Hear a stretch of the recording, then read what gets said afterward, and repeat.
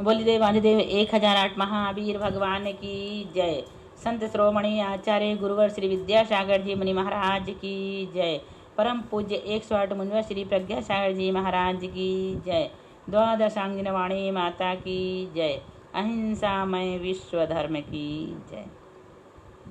देखें करणान योग प्रवेशिका का 412 नंबर का प्रश्न। प्रमत्त संयत गुणस्थान से लेकर अयोग केवली गुणस्थान तक प्रत्येक गुणस्थानवर्ती जीव ने कितना क्षेत्र स्पर्श किया है। मतलब छठे से लेकर 14वें तक के लोक का असंख्यातवा भाग स्पर्श किया है, किंतु सयोग केवली ने लोक का असंख्यातवा भाग, संख्यात बहुभाग और सब लोक स्पर्श किया है। अब मिथ्या दृष्टि जीव कितने काल तक रहते हैं, कितने काल तक होते हैं। नाना जीव की अपेक्षा मिथ्या दृष्टि सदा रहते हैं। एक जीव की अपेक्षा 3 प्रकार है, अनादि अनंत, अनादि शांत और सादि शांत। अभव्य मिथ्या दृष्टि का काल अनादि अनंत है, क्योंकि अभव्य के मिथ्यात्व का आदि और अंत नहीं होता। भव्य जीव के मिथ्यात्व का काल अनादि शांत भी होता है और सादि शांत भी होता है।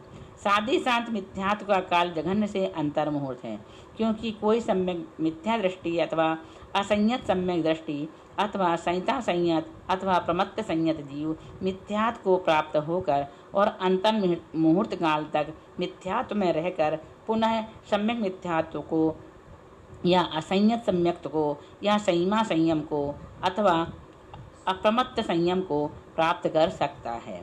तथा एक जीव की अपेक्षा सादि शांत मिथ्यात्व का उत्कृष्ट काल कुछ कम अर्धपुद्गल परावर्तन है, क्योंकि एक बार सम्यक्त होके छूट जाने पर भी जीव अधिक से अधिक कुछ कम अर्धपुद्गल परावर्तन काल तक ही संसार में ठहरता है।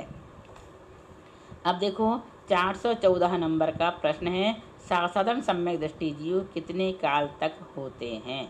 नाना जीव की अपेक्षा जघन्य से एक समय तक होते हैं और उत्कृष्ट से पल्योपम के असंख्यात भाग तक होते हैं।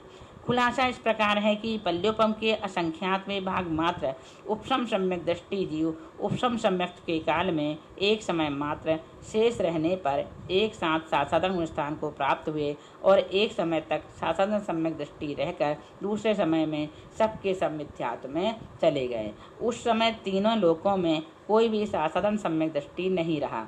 इस तरह नाना जीवों की अपेक्षा जघन काल एक समय प्राप्त हुआ। पल्योपम के असंख्यात भाग उपशम सम्यक दृष्टि जीव उपशम सम्यक के काल में एक समय से लेकर 6 आवली अवशिष्ट रहने पर साधारण स्थान को प्राप्त हुए। वे जब तक मिथ्यात्व को प्राप्त नहीं होते तब तक अन्य भी उपशम सम्यक दृष्टि साधारण गुणस्थान को प्राप्त होते रहते हैं। इस तरह उत्कृष्ट से पल्योपम के असंख्यात भाग काल तक साधारण स्थान तक पाया जाता है और एक जीव की अपेक्षा साधारण स्थान का जघन्य काल एक समय उत्कृष्ट काल 6 आवली है। कितना है? एक समय जघन्य और उत्कृष्ट 6 आवली है, क्योंकि उपशम सम्यक के काल में कम से कम एक समय और अधिक से अधिक 6 आवली काल शेष रहने पर उपशम सम्यक दृष्टि जीव साधारण स्थान को प्राप्त होता है और जितना उपशम सम्यक का काल शेष रहता है उतना ही साधारण स्थान का काल होता है। अब सम्यक मिथ्या दृष्टि जीव कितने काल तक होते हैं, पहला और दूसरा गुणस्थान का बता दिए। अब तीसरा गुणस्थान की बात यहाँ पर चल रही है। नाना जीव की अपेक्षा जघन्य से अंतर मुहूर्त तक और उत्कृष्ट से पल्योपम के असंख्यात भाग काल तक होते हैं। इस प्रकार मोहिनी कर्म की 28 प्रकृतियों की सत्ता रखने वाले मिथ्या दृष्टि अथवा वेदक सम्यक्त सहित असंयत सम्यक दृष्टि संहिता संयत तथा प्रमत्त संयत गुणस्थान वाले जीव परिणामों के निमित्त से सम्यक मिथ्या गुणस्थान को प्राप्त हुए और वहाँ अंतर्मुहूर्त काल तक ठहर कर मिथ्यात्व को अथवा असंयत सम्यक दृष्टि को प्राप्त हो गए, तब सम्यक मिथ्यात्व नष्ट हो गया। इस प्रकार उसका काल अंतर्मुहूर्त सिद्ध हुआ। इसी तरह पूर्वोक्त गुणस्थानवर्ती जीव सम्यक मिथ्यात्व को प्राप्त हुए और वहाँ अंतर्मुहूर्त काल तक रहे। जब तक वे वहाँ रहे तब तक अन्य भी पूर्वोक्त गुणस्थानवर्ती जीव सम्यक मिथ्यात्व की प्राप्त होते रहे। इस तरह पल्योपम के असंख्यातवें भाग मात्र काल तक सम्यक मिथ्यात्व गुण स्थान में जीव बने रहते हैं। उसके पश्चात नियम से उसमें कोई जीव नहीं रहता। एक जीव की अपेक्षा सम्यक मिथ्या दृष्टि जीव का जघन्य और उत्कृष्ट काल अंतर मुहूर्त है। यहाँ पर अलग अलग बता रहे हैं, एक जीव की अपेक्षा अलग और नाना जीव की अपेक्षा अलग है ना। यदि आपने सर्वार्थ सिद्धि पढ़े हो तो उसमें काफ़ी अच्छा इस विस्तार से वर्णन किया गया है, और यदि नहीं पढ़े तो पढ़ना एक बार। किंतु जघन्य से उत्कृष्ट काल संख्यात गुणा है, इससे अधिक काल तक कोई जीव इस स्थान में नहीं ठहर सकता है। अब देखें असंयत सम्यक दृष्टि जीव कितने काल तक होते हैं। नाना जीव की अपेक्षा सर्वदा होते हैं, उनका कभी अभाव नहीं होता। कौन सा गुण स्थान की बात चल रही है? चौथे गुण स्थान की। एक जीव की अपेक्षा जघन्य काल अंतर्मुहूर्त है और उत्कृष्ट काल साधिक 33 सागर है, जो इस प्रकार है। कोई प्रमत्त संयत या अप्रमत्त संयत या उपशम श्रेणी वाला जीव मरकर एक समय कम 33 सागर आयु वाले अनुत्तर विमानवासी देवों में उत्पन्न हुआ, वहां से च्युत होकर पूर्व कोटि की आयु वाले मनुष्य में उत्पन्न हुआ, वहां अंतर्मुहूर्त आयु के शेष रहने तक वह असंयत सम्यक दृष्टि ही रहा। आगे समझ में। इसके पश्चात अप्रमत्त संयमी होकर क्रम से मुक्त हो गया। इस तरह अंतर्मुहूर्त कम पूर्व कोटि अधिक 33 सागर असंयत सम्यक दृष्टि का उत्कृष्ट काल होता है। सारी बातें स्पष्ट हो गई हैं। आप लोग पढ़े लिखे हैं। जो जीव कांड पढ़ता है, कर्म कांड पढ़ता है, उसको बच्चों जैसे नहीं पढ़ाया जाता है, इसलिए हम आपको ज़्यादा विस्तार से नहीं बताना चाहते। आप तो यहाँ पर जो हम आपको बता रहे हैं उतना ही समझें, और यदि आपको ऐसा लग रहा है कि समझ में नहीं आ रहा है तो आप सबसे अच्छा सर्वार्थ सिद्धि जरूर पढ़ें इस विषय को लेकर के। ऊपर असंयत सम्यक दृष्टि जीव को एक समय कम 33 सागर की आयु वाले देवों में ही क्यों उत्पन्न कराया है? उसके बिना असंयत सम्यक दृष्टि गुण स्थान का काल इतना नहीं बन सकता, क्योंकि जो पूरे 33 सागर की आयु वाले देवों में उत्पन्न होकर मनुष्यों में उत्पन्न होगा, वह वर्ष पृथक आयु के शेष रहने पर नियम से संयम धारण कर लेगा, और जो एक समय कम 33 सागर की आयु वाले देवों में उत्पन्न होकर मनुष्यों में उत्पन्न होगा, वह अंतर्मुहूर्त कम पूर्व कोटि काल तक असंयम के साथ रहकर फिर निश्चय से संयम धारण कर लेगा। अब संहिता संयत जीव कितने काल तक होते हैं? नाना जीवों की अपेक्षा सर्वदा होते हैं। 5वां गुण स्थान, उनका कभी अभाव नहीं होता।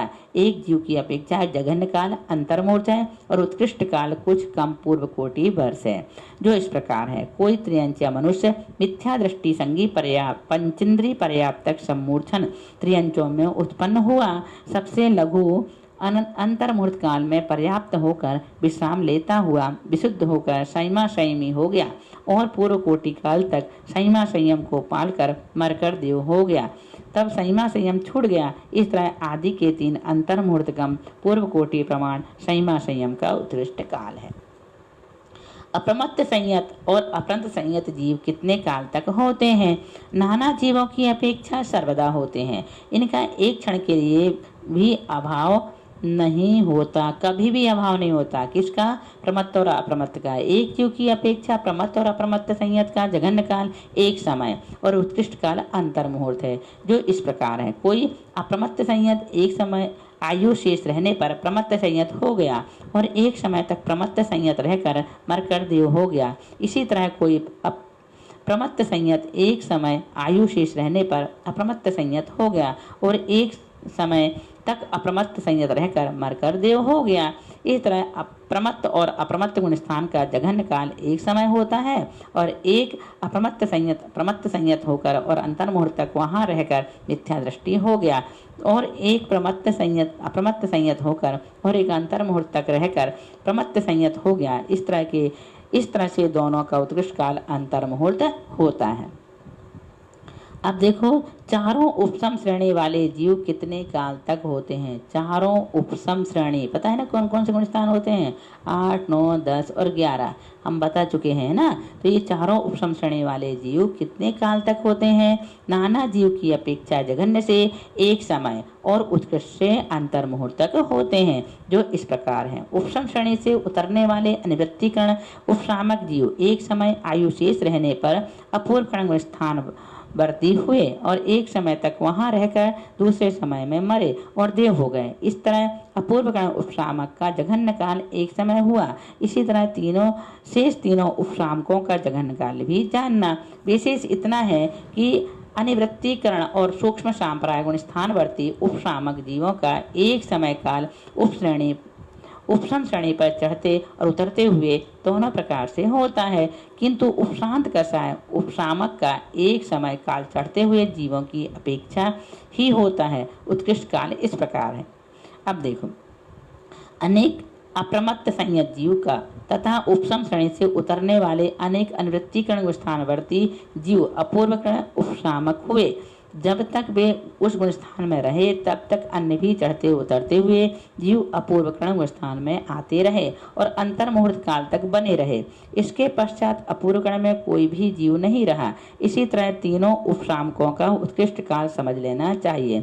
एक जीव की अपेक्षा चारों उपशामकों का जघन्य काल एक समय है और जो उक्त एक समय काल की तरह होता है। उत्कृष्ट काल अंतर मुहूर्त है, क्योंकि अपूर्वकरण आदि चारों स्थानों में से प्रत्येक में एक जीव अधिक से अधिक अंतर मुहूर्त काल तक ठहर सकता है। चारों छपकों और अयोग केवली का कितना काल है? नाना जीवों की अपेक्षा और एक जीव की अपेक्षा जघन्य काल भी और उत्कृष्ट काल भी सामान्य से अंतर मुहूर्त है। अब संयोग केवली कितने काल तक होते हैं? नाना जीव की अपेक्षा सर्वदा होते हैं, कभी भी उनका भाव नहीं होता और एक जीव की अपेक्षा जघन्य काल अंतर मुहूर्त है, क्योंकि कोई क्षीण कषाय संयोग केवली ही अंतर मुहूर्त काल तक रहकर अयोग केवली हो गया। उत्कृष्ट काल 8 वर्ष अंतर मुहूर्त कम पूर्व कोटि प्रमाण है, क्योंकि पूर्व कोटि की आयु वाला कोई मनुष्य 8 वर्ष का होने पर संयमी हुआ और फिर क्रम से संयोग केवली हुआ। वहाँ 8 वर्ष कुछ अंतर मुहूर्त कम पूर्व कोटि काल तक रहकर अयोग केवली हो गया। इस प्रकार से यहाँ पर इन्होंने 14 गुण स्थानों में कितने काल तक यह जीव रहता है, नाना जीव की अपेक्षा और एक जीव की अपेक्षा, उत्कृष्ट काल और जघन्य काल दोनों बताए। इसके बाद हम आपको 423 नंबर के प्रश्न से बाद में पढ़ाएंगे। पृथ्वी दृष्टि का अंतरकाल कितना है। इसी प्रकार के प्रश्न आगे बताए जाएंगे। उसके बाद जो क्लास ली जाएगी उसी में हम इसको आपको पढ़ाएंगे। बोलिए महावीर भगवान की जय।